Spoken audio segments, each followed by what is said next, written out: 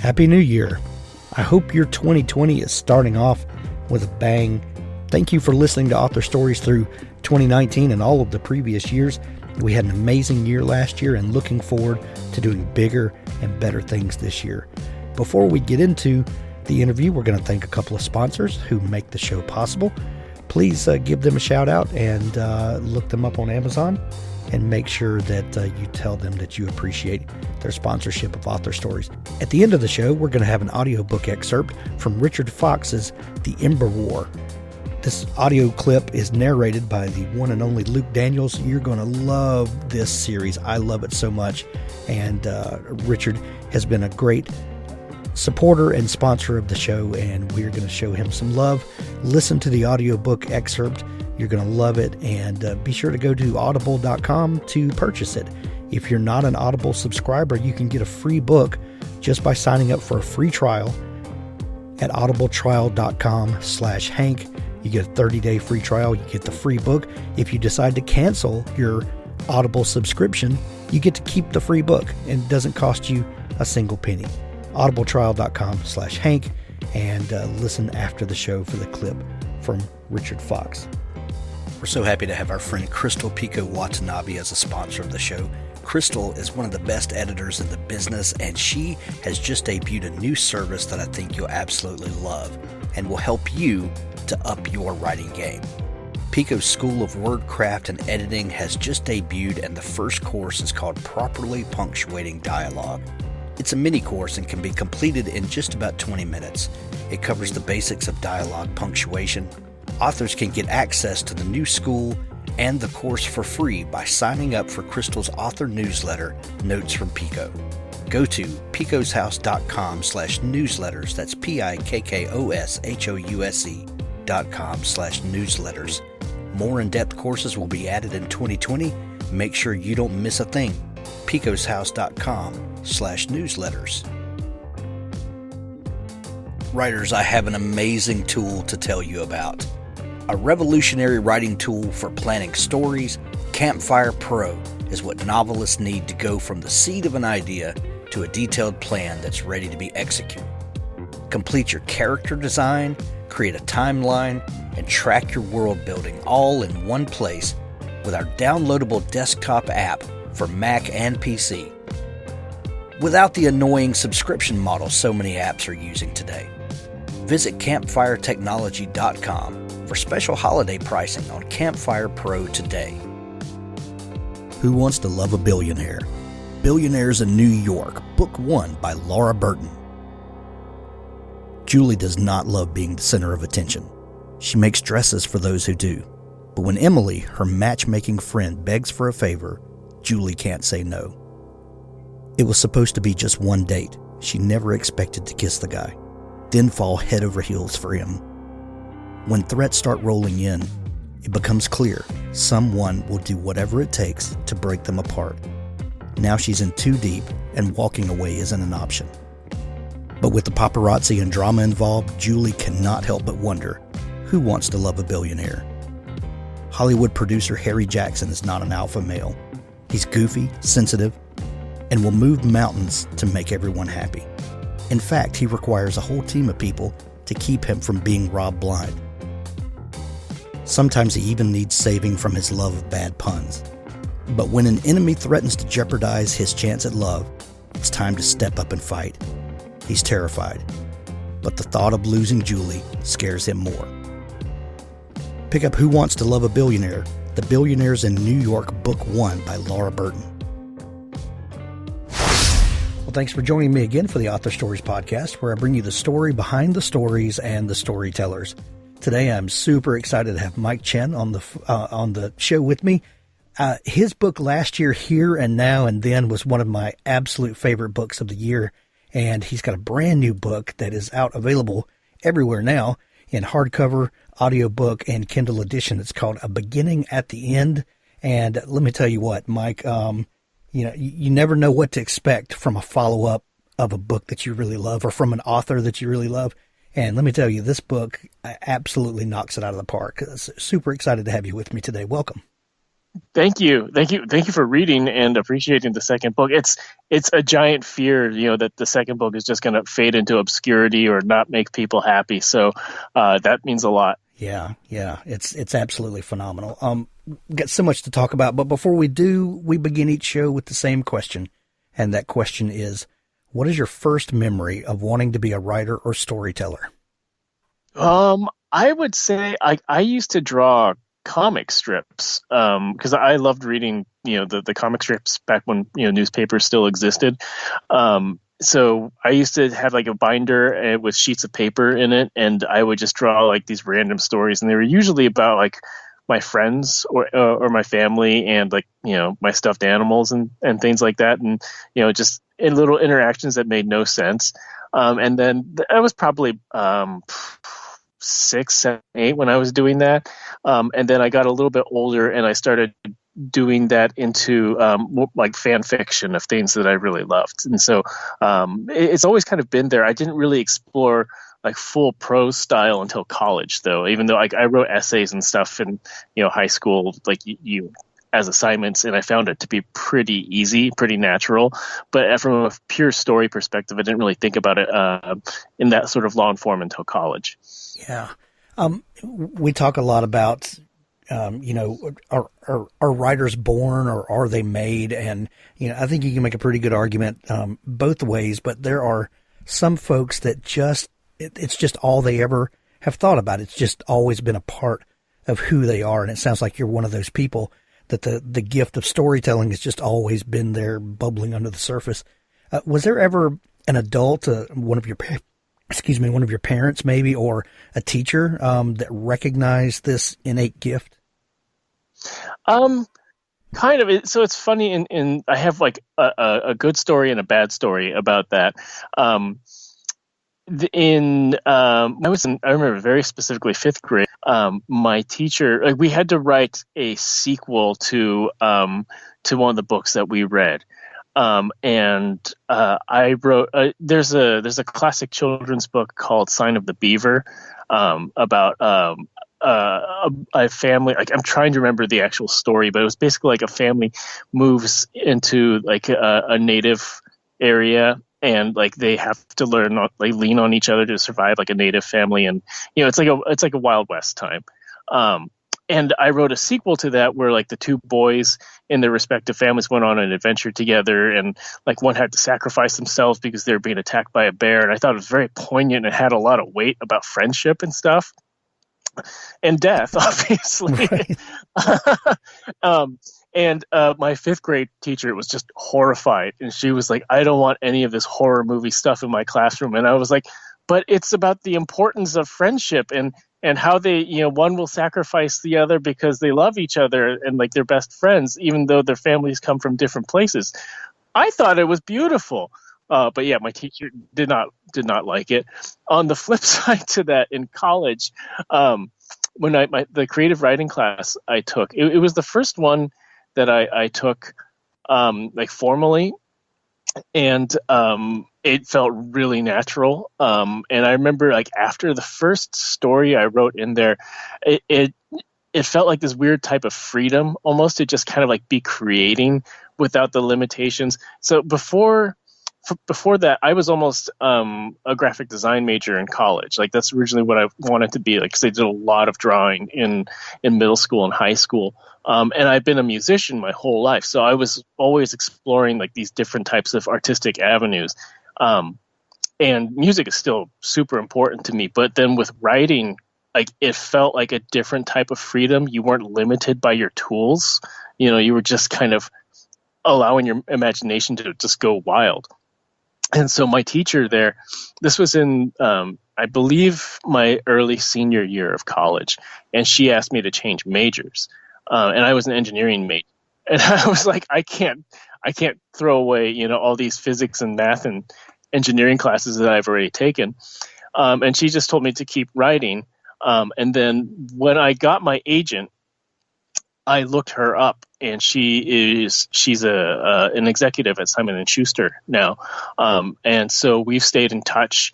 and she's seen, all like my work come out and when I've gotten new contracts and other things like that. And she'll tell me that if she's like at an industry event and she'll see my book, in the room for like a marketing trade show or whatever. So her name is Wendy Sheenan. And she was the first person I sent an advance copy to when I got my debut. And she's mentioned in my acknowledgments, and like I keep her in touch with every event that happens. She's one of those teachers where if I never encountered her, everything would be totally different. Like I don't think I would be doing this. Man, that I don't know what that makes you believe in, but when you look back and you see that this person, when through serendipity or whatever, is placed in my life, and then my life becomes completely different. That's, it sounds like a Mike Chen book. Yeah, it does. I should take that. You should take that. Yeah. That interaction with the fifth grade teacher, that negative feedback and response that you got, did that discourage you or negatively affect you at all, or did that just kind of steal your resolve?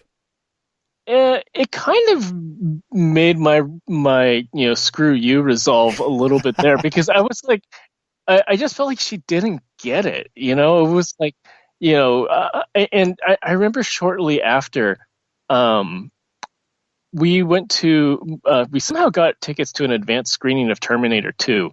And that was the first time that like I felt like real emotion at the end of a movie, like when the Terminator sacrifices himself and he does like the thumbs up as he's like, sinking into the molten metal. And I remember just feeling like, understanding like the someone sacrificing themselves for like the greater good of their family. And I'm like, wow, this is really heavy. And then I thought back to that book or that short story assignment I wrote, and I'm like, wait a minute, I did this right. I think like I understood those themes, and like you kind of see it in other heavy children's literature, like where like the one I really think about, just the feeling of it, even though I can't remember too many of the specifics, is Where the Red Fern Grows. Which is like the super messed up one that like, why are we doing this about beautiful dogs? But like, that sort of weight that comes with storytelling. I just felt like she didn't get it, but I did. It's so sad for someone in such a position of influence, and authority, that her words could have, and thank God that it, didn't have this effect on you, but, we have to really be careful how we, encourage young people, because you just never know what weight that's going to carry. Yeah. And I think we're in a different time now where, like, I think about like, she was a very irritable teacher, and she often used shame as a way to like communicate with her students. And I don't think that would fly. I think I can see it now where I was like, I think about my daughter. If my daughter, heard the way that like, that she talks to her class, because my daughter's 5 and she's going to start kindergarten next year. And so I'm like hyper aware of, and so if I heard a teacher talking that way, I would be like, oh no, we're going to have a chat about this. Oh, that's so funny. So funny. So this college teacher encourages you to switch majors and completely upend your life.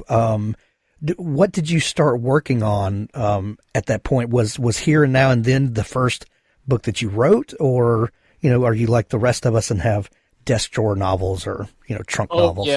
No, there was a detour. So I after college, I actually put a pause on it for a little bit, because so this was college. This was like in the late 90s, and so like the internet was just kind of starting to bubble. And there was it was the very early days of sports journalism on the internet, and a lot of the smaller sites, they just wanted writers. Like they didn't care what kind of background you had, and I knew I could write well. And I had I still am obsessed with hockey, and so like I have an engineering mind. Like, I think I was just born with that too, and that's actually a way I approach writing my stories. But we can talk about that later. But I was able to observe, like, why things happened in hockey, and then like write about it, and it just came really naturally for me. So I started writing like without pay for like these sites on like the early internet, and those sites would get absorbed by bigger media sites, like and I wound up eventually writing for Fox Sports and contributing to like Yahoo Sports and NHL.com. And I did that for about 10 years after college, and it was, in a way, it was everything that I wanted. I was like interviewing players, and like I had access to, if I wanted to fly out to the All-Star game, I could have, gone do that, and that sort of press access, and it was really cool. But it also came with a lot of responsibility, because like if a story broke, then it would be like, okay, wife, I'm going to go hide upstairs for 2 hours while we figure out where this trade rumor is coming from and if it's real.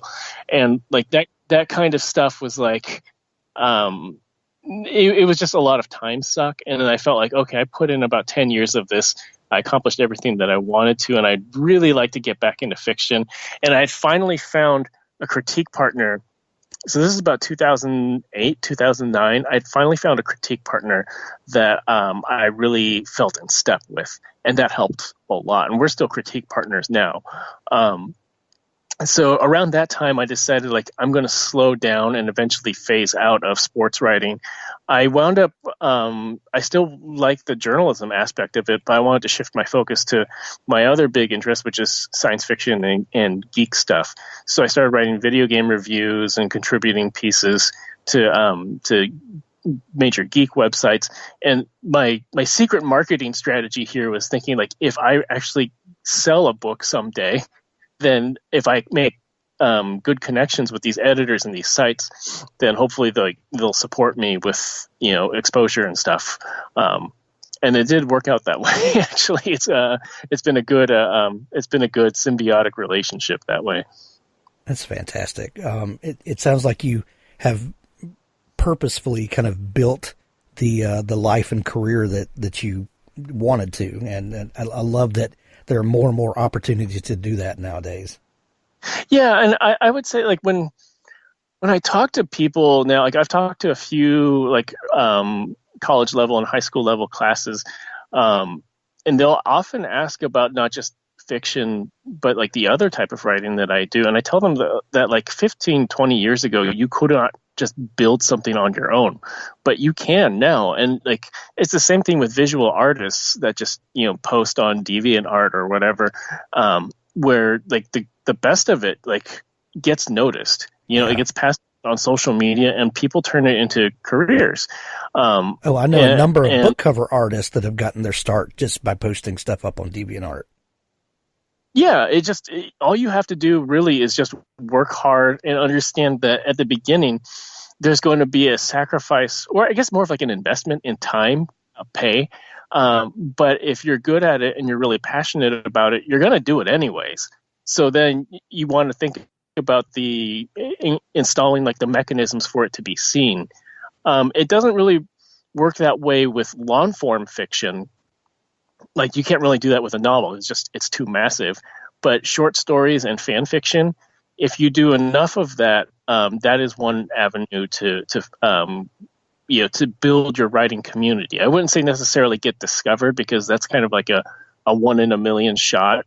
But the more important part, I think, is building community, discovering other writers that share your sensibilities and that you can talk honestly with. And that's, for me, my critique partner. We met, it was right before social media really came into the scene, but she and I met because I wrote a piece for Writer's Digest about how it was like 5 things, like 5 ways journalism can help your fiction writing or something like that. Like, I just pitched it to them and they took it. And then she emailed me, I think, about it, because she was like a technical writer at the time. And I had mentioned in the story that like I have a technical writing background. I think that's how it went. We've known each other for so long now. But then we just kind of realized that, hey, we work well together. And at the time I was actually writing contemporary stories, not science fiction. And she is the person. Her name is Sierra Godfrey, and she's a brilliant writer too. She's the one who encouraged me to, when I was feeling complacent, or not complacent, but just like a little frustrated with contemporary settings. And I said, I really like the dynamics of these stories, but I don't feel like they're not really fun for me to write. I wish I could just stick them on a spaceship or something. And she goes, why don't you just try doing that? And I thought at the time there was no market for it. And this was about 2011 or so. And then she goes, well, maybe there is, maybe there isn't. But, if you have fun writing it, then you'll get better anyways. So I did that. And the first manuscript I tried for that was the third manuscript that I had attempted. And that one actually went on the shelf for a few years, and then my agent pulled it out, and that is what became A Beginning at the End. Nice. Heavily revised. heavily revised. Yeah, well, sure. But that's, I love the idea that something, I think a lot of people think of the early things that we write. Well, that's just practice. It'll go. No one will ever see it. But a lot of times there's some great kernels of story in there, and maybe the whole book doesn't get published as it is. But salvaging those things, can be great sometimes. Yeah. I would say this is like the, extreme end of the good things could happen, because the basic story arc and the world are completely the same since my first draft in 2011. It's just structurally different. There's more points of view. There's way more interstitials about the world, like news articles and historic speeches and things like that. And the writing is just way better and the pacing is better. But if you look at a bullet point list of the overall arc of the story and who the main characters are, all of that's the same.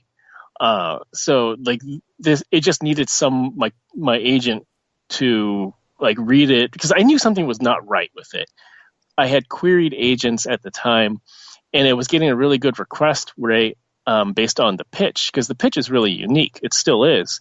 But then no one offered on it. And then I put that away, and I started working on Here and Now and Then. But then when my agent pulled this off the shelf, he said, there's a lot of good stuff here, but I really want you to try X, Y, and Z with it. And he gave me homework reading of Emily St. John Mandel's Station 11.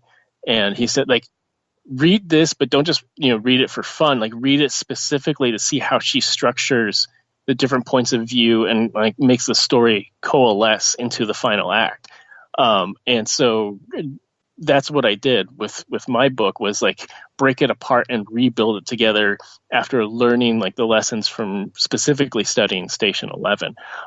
So that's a really extreme example of something that you did early on becoming successful or becoming important later. I think for the most part, you just want to keep a file of everything, or a folder of everything that you've done, because you could always mine a conversation or a setting or an action piece or something that goes later on. Trying to revive a previously shelved manuscript is really rewarding, but also really difficult, because the original manuscript is filled with all sorts of bad habits that you just needed to work out as you evolve as a writer, and undoing those is a process in itself. Right. Talk for just a moment, if you would, about the relationship with your critique partner, because the way you phrased it, it makes me wonder if you had some bad experiences with critique partners. And I know that writing groups and things like that are popular with a lot of writers right now.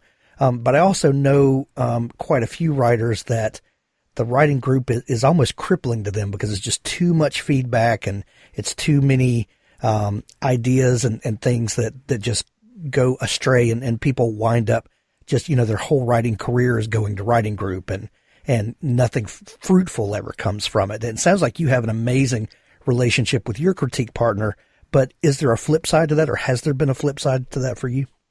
Yeah, I'd say when I was in that creative writing class in college that I mentioned, I really liked how my teacher said, we were one of the assignments, every assignment actually, we had to do a critique discussion. and we would talk about everyone's work for like 5 minutes. And I like how my teacher had positioned it with like the first thing you do is you start off with something positive, so the writer doesn't feel like they're on the defense right away. And then you have to be constructive. You can't be negative without being constructive. Otherwise, it doesn't do anything. But you also have to be honest. That honesty is important because without it, the other people are never going to learn.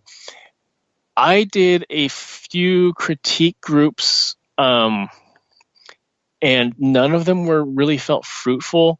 I remember, like in particular, there was one guy who was just so stuck on technical grammar that he didn't understand style. And he was like, he would be like, "Oh, you've got a fragment here." I'm like, "I know I have a fragment there. That is the narrator's voice."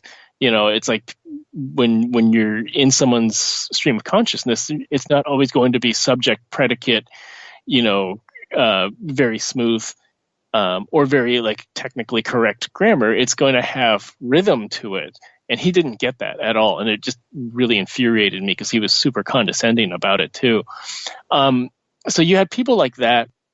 And then you had other people who were just like, they couldn't express constructive criticism. It was too hard for them to be, I guess, not mean, but, to say negative things about it, like to say, "Hey, this pacing is off, but I think you should try X, Y, and Z to do it." They would just say things like, "I think that's pretty good," but you would get nothing out of it. So my critique partner, we have this agreement. We jokingly call it diplomatic brutality, where we will be absolutely brutal with each other, but we will say it in a nice way, because we know that this like brutality is necessary to push each other to really get better. And we know we've worked with each other long enough that we know each other's strengths and weaknesses. And I think we've both gotten better at those weaknesses. But we'll identify them where, I'll say something like, "Oh yeah, you're doing, X, Y, Z again." And she'll say the same thing to me. And so I'm fortunate that like we still have a relationship, even though like, we're living on deadlines now. Like she hasn't sold yet, but she's agented, and I'm on contract. And so the way that we can work with each other has to be different now, because we can't just wait for 90,000 words to pop out and then we give it to the other person and wait a few months for feedback. Like that's just not possible anymore. So, but we'll give each other sections, or we'll just talk through story ideas online, like while we're supposed to be working. We'll be chatting. So I think it's really, really important to find that type of person that can be in like the right rhythm on a communication level with you, and also have a sharp eye critically, and then be able to like build a relationship off of that. Right. I love that. And that obviously comes from a relationship of trust. Being able to communicate with each other like that is born out of, many, many, many conversations and learning to trust each other. I think that's fantastic. Yeah. Yeah.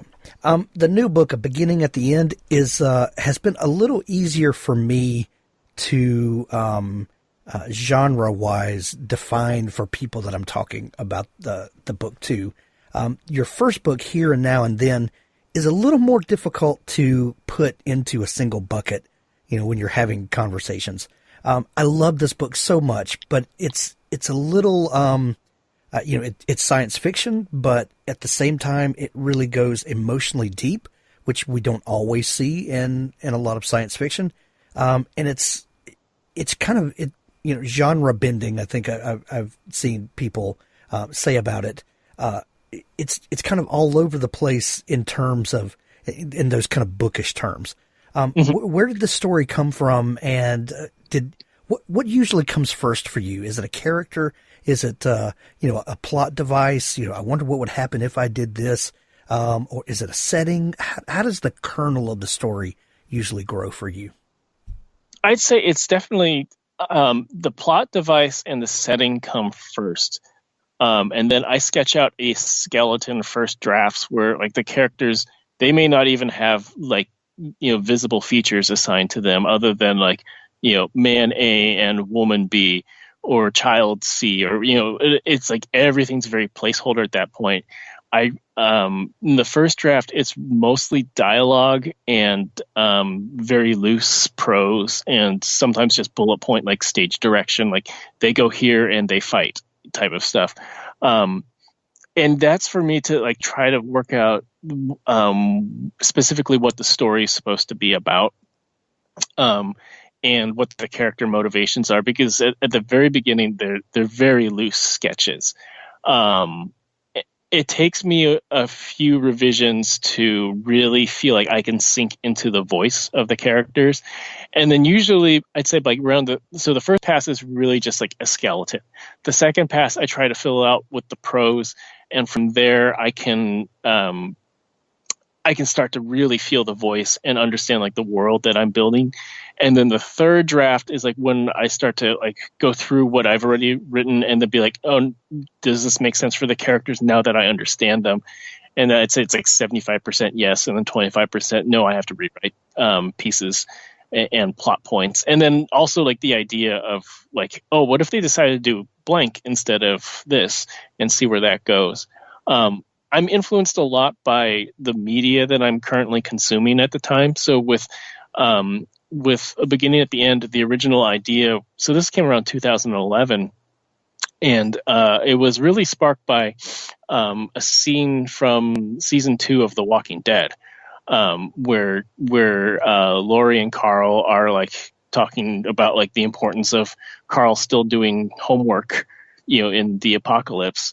And I thought that was a really interesting idea of it spun off this question of like, if society did stabilize, then like, how would they like unpack all of the stuff that they'd experienced? Because in the show, obviously it goes, way off in the other direction. But there was like this one really quiet moment in that season where they're having a very human parent-child connection about it. And I thought that would be a really interesting setting to project out in a different way. And then I took the idea of one of my writer inspirations is Nick Hornby. And like I really lean on About a Boy as like one of my like perfect books, where if I'm struggling with something, I'll go back and read passages of it just to kind of feel like getting back into a rhythm. And I thought the idea of like take About a Boy and stick it in like this weird post-apocalyptic setting and see what happens. Like that's kind of like just the very, very generic idea that sparked this book. With Here and Now and Then, I was watching a lot of Doctor Who, more than usual, and Doctor Who and Torchwood. So time travel was on my mind, and there were two specific episodes. There was a Doctor Who episode called School Reunion, where the Doctor encounters one of his old companions from the 80s version of the show, so the Doctor has regenerated into this, David Tennant, like dashing young man form. But the companion, Sarah Jane, has just aged naturally. And like they talk about like the impact of time on like their friendship and where has he gone and things like that. And I had seen it back to back on TV with an episode of Star Trek The Next Generation called The Inner Light. And in that episode, Picard gets hit with a probe that knocks him unconscious, and he experiences the lifetime of another person, of a dying civilization, and it's like he's only been knocked out for like 8 minutes. And so both of those kind of play off the same theme. And so it was just taking that and then taking those episodes and like the theme of time on relationships, and it just kind of sparked these questions in my head. So I think about like the big picture and the themes and I guess the subgenre first, and then everything else kind of fills in. With Here and Now and then, like you mentioned, time travel is kind of at the core of the story, and we love a great time travel story. But done if you're not careful with time travel, it can become hokey. It can become a crutch, and it can really make a story not live up to its potential. How do you handle something so precious with a story like this? Because Here, Now, and Then, is such an emotional ride, and you don't lean on the thing that that would be so easy to lean on. How do you balance using a trope like that? You have a good editor. That helps. So there's two things that I was working for. Was one of them is like the world, which I think is important that it has to be believable, but I didn't want to overtake the story. I knew the story was always about. I think that the stories that I write could, in a way, move laterally into different settings. Like, you just would have to adapt some of the mechanics of it, but the core relationships could work in different settings. And so with Here, Now, and Then, like, I knew I wanted the major theme to be like distance between parent and child, and what is important in a relationship, and how do you really know a person after time has passed. So if you look at the structure of that book, it's actually very linear. Like, it starts in one time period, then it shifts to another, and then it goes to another. So it's not like some time travel stories where there's a lot of flipping between things and creating ripple effects. It's actually pretty simple from a structure perspective. So for me, it was making sure that structure worked, and then making sure that the logic of it worked too. And one of the final things my editor did before we said we were done on it, she gave me a list of questions that she thought were like typical sci-fi or time travel tropes. And she said, we haven't addressed these yet. You have to make a list of how you're going to world build around them, and then like insert them into the book to seal off any questions people might have about, like, why can't you just keep going back, or why can't you kill Hitler, or why can't you go back 5,000 years, or that sort of stuff. And she said, like, if you can seal those off in the middle of the prose, then people aren't going to ask the questions, and they can focus on the story. So I think because I tend to edit in layers, that's an approach that I've started to use. Is save like the minute world building questions for the very end, and then just find a way to integrate them into the story.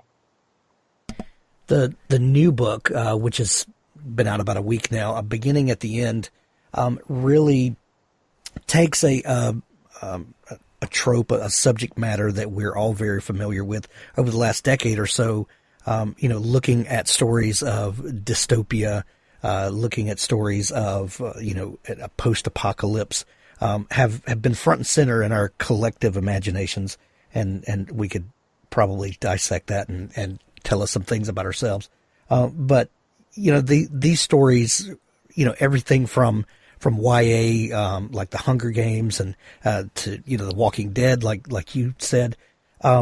These stories are important to us right now. But even in the title of this book, you tell us that this is a different kind of post-apocalypse, and it's not a dystopia, not a utopia by any means, but this book is a hopeful look at the end of the world. The title itself, A Beginning at the End, is intriguing. You mentioned The Walking Dead earlier.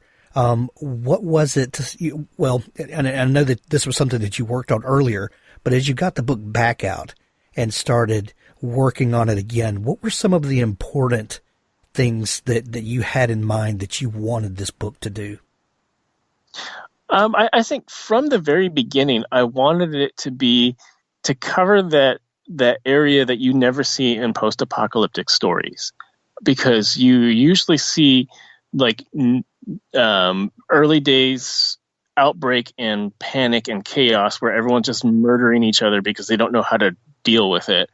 Or you see like 100 years from now, or like some unknown time from now where like everything is just completely different, like the Hunger Games, where like some sort of unknown cataclysmic event has happened and society and the survivors have reshaped into this dystopia. I wanted to really look at if it was the same on the surface level. So when you read the book, that if you took a snapshot of the characters in a scene, and it'd be like, okay, well, they're in a city and there are cars and they're talking to each other and there's like a coffee shop on the corner. Like the surface is totally the same.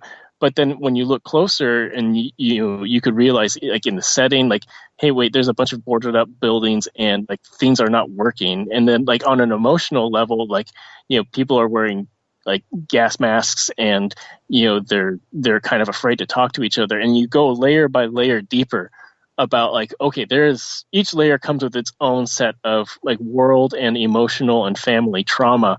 That was a really interesting area that there's not too many places that really go there. So this book is set specifically after, like, in the early days of a rebuilding period where survival is no longer the concern. It's how do you restore society and how do you maintain society when everyone is carrying trauma with them. And that was just like, I think as we revived in 2016 and 2017, you start to absorb allegories because the world is kind of chaos right now. And then, but the foundation of those allegories was always there. It just kind of sharpened in a way. And I had a reader tell me, like, wow, some of this feels like really plausible. And I'm like, I didn't intend for that to happen. Like, it just kind of happens that way because of it's this near future, like very grounded story, very grounded world. And so, with a few deviations into like, really bad things happening, like it always had potential to feel like real. But I think because everyone's kind of in a panic state right now, it feels even more cautious. Yeah. One interesting thing about this book are the way that you explore the societies that people kind of form themselves into, in this rebuilding. What were some of the things that you were exploring with the types of groups of people and how they kind of governed themselves and grouped into? I think it came with like what it felt logical that like if the government basically authorized like these self-sustaining city-states in existing infrastructure, like I would imagine that a lot of people would gravitate towards that because it's as normal as you can get. I imagine also that there was going to be a certain group of people that would just want to like live, in like just be traveling, basically like Mad Max style adventure gains, because I think that sort of anarchist lifestyle would be appealing to them.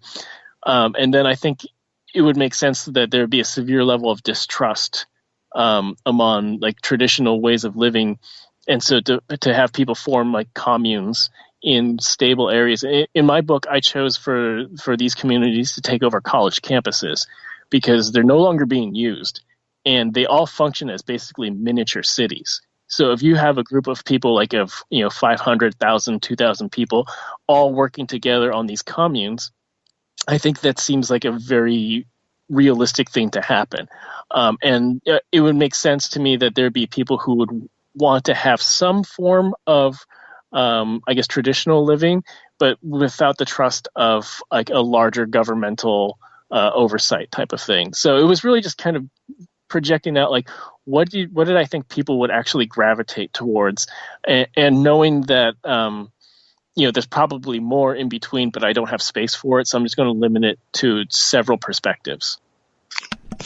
There are so many great characters in this book. One of my favorites became Moira because she has such an interesting story. A former pop star who finds herself at the end of the world. That must have been fun to write.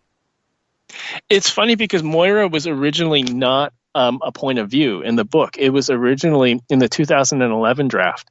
It was Rob and Krista as the points of view. And Moira was a side character who kind of helped throttle the story along.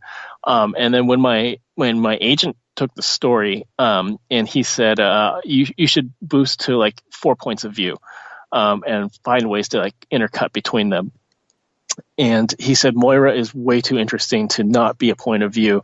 And I had all this material, like I knew where she came from. I knew what her backstory was, and I knew like what her motivations were. I just hadn't written from her point of view before. So she was, I think she's only gotten maybe 2 or 3 additional scenes that were purely her point of view. Almost everything else like existed in some form before, and I just flipped it from rather being Krista or Rob's point of view over to Moira's point of view. But she was probably, so far, a lot of people have gravitated towards her because of the, it's fun to think about like someone who is probably one of the most famous people on the planet before an apocalypse, and then just going for the flip side after that. The apocalypse, I think, is a really great metaphor for so many things. We see it as, over the years, like they live. The apocalypse was, or like the alien invasion was like a metaphor for capitalism. And we see it for like climate change and racism and so many other things. In my book, it's really about like the trauma that we carry with us. And Moira is a really great way to see like how the trauma of childhood could make you just want to hide. And it's a mirror to Krista in the book, who the trauma of her childhood makes her want to put herself out there as like a strike first mentality. So they do wind up mirroring each other. Well, the new book is called A Beginning at the End. The most fun I've ever had at the end of the world. I'll tell you that. It's such a fantastic book. Mike, I hope that it just does gangbusters for you. It's out everywhere now in hardcover, audiobook, and Kindle edition. There's links to it in the show notes of this episode. Mike, if people are just learning about you and want to dig into all the great stuff that you do, is there a place where they can connect with you online? Yeah, I'm social media. I'm the most active on Twitter. I mentioned earlier that I do write for a number of geek media sites. So in addition to talking about fiction writing and craft and books that I love, on Twitter, I'm often talking about Star Trek and Star Wars and Doctor Who, and plugging the articles that I've written for, like, I just had one come out for StarTrek.com about like Captain Picard as like this beacon of hope for us in difficult times. I will do a lot about that on Twitter. That's Mike Chen Writer, and you have to be careful because there's Mike Chen, the like YouTube food guy who. So I've gotten his fan mail before, and I'm like, yeah, I'm not him. Sorry about that. And there's a few other Mike Chens out there. And even sometimes my friends will tag the wrong one still because we're just all kind of grouped together. So Mike Chen Writer. And then my website is mikechenbooks.com, and that kind of has like the general, like, here's my books, here's some excerpts, here's the links to them, and general news updates about like the specific book side of things. Excellent. We're going to send everyone to see you and to pick up their copy of A Beginning at the End. Mike, I love what you're doing, and I'm a big fan. Thank you so much for taking time to come on the show today. Oh, thank you. I love talking about craft. I'm so happy that you had me on. Stay tuned now for an audiobook excerpt from Richard Fox's The Ember War. The near future. Humanity's only hope of survival entered the solar system at nearly the speed of light.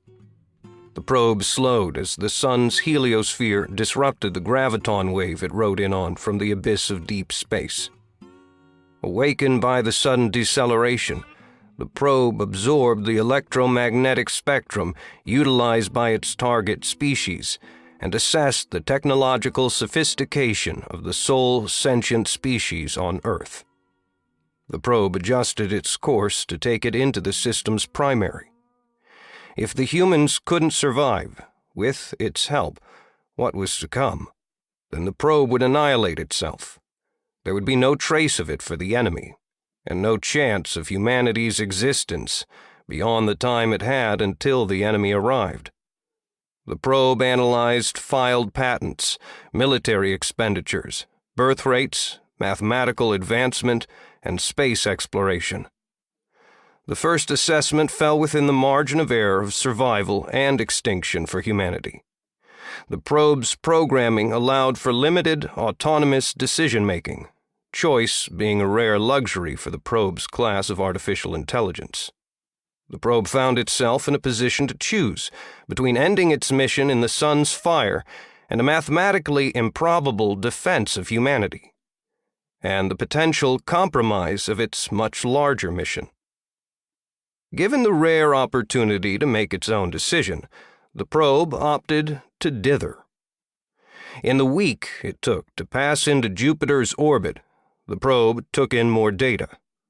It scoured the internet for factors to add to the assessment, but the assessment remained the same. Unlikely, but possible.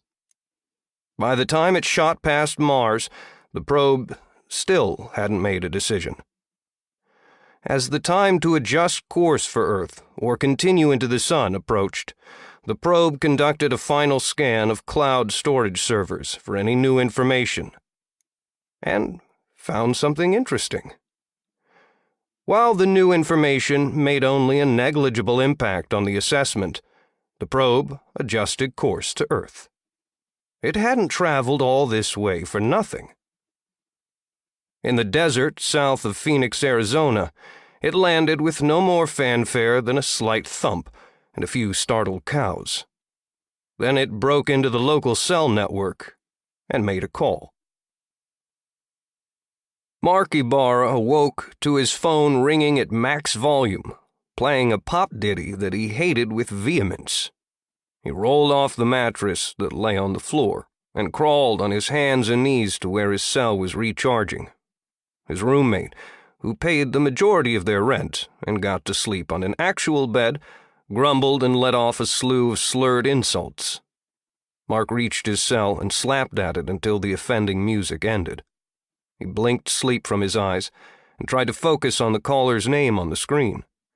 The only people who'd call at this ungodly hour were his family in Basque country, or maybe Jessica in his applied robotics course wanted a late-night study break.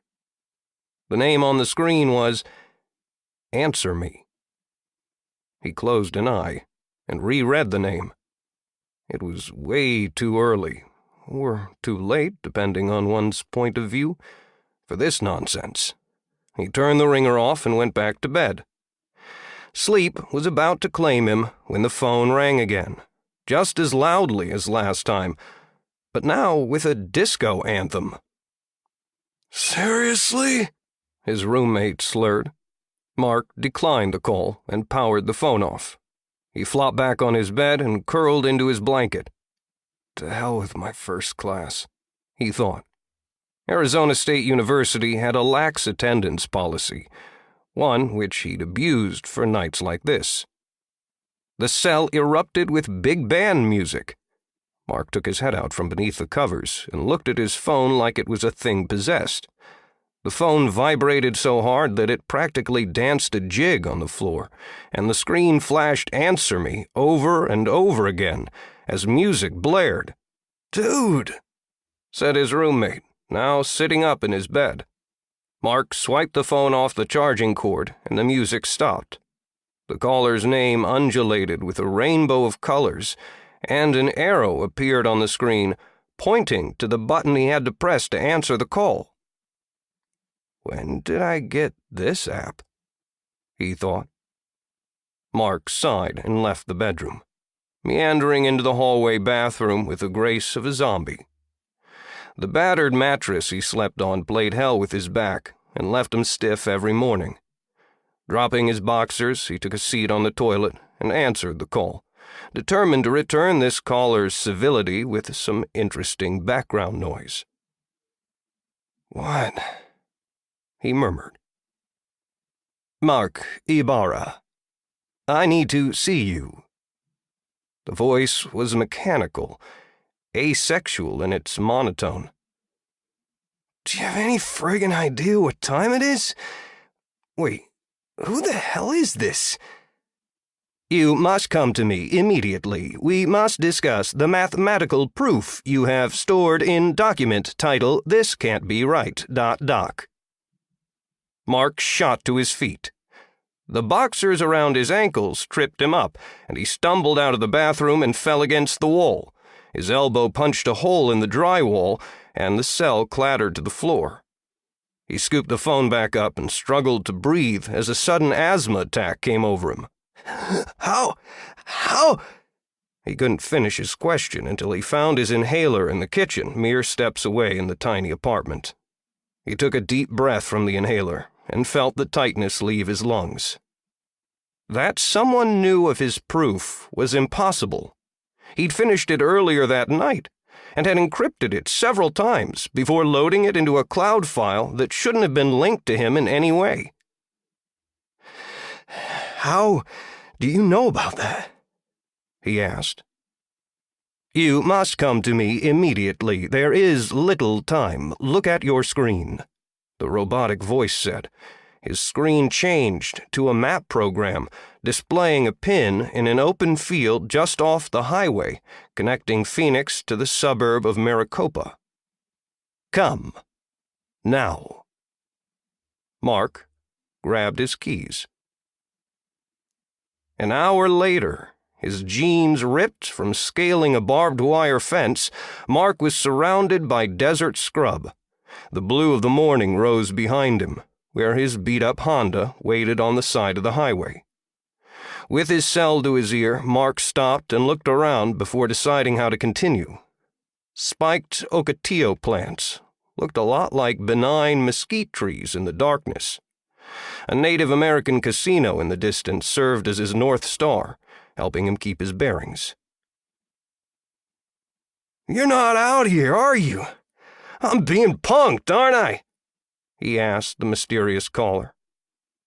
You are 9.26 meters to my east-southeast. Punk, decayed wood, used as tinder. Are you on fire? The caller said. Mark rolled his eyes.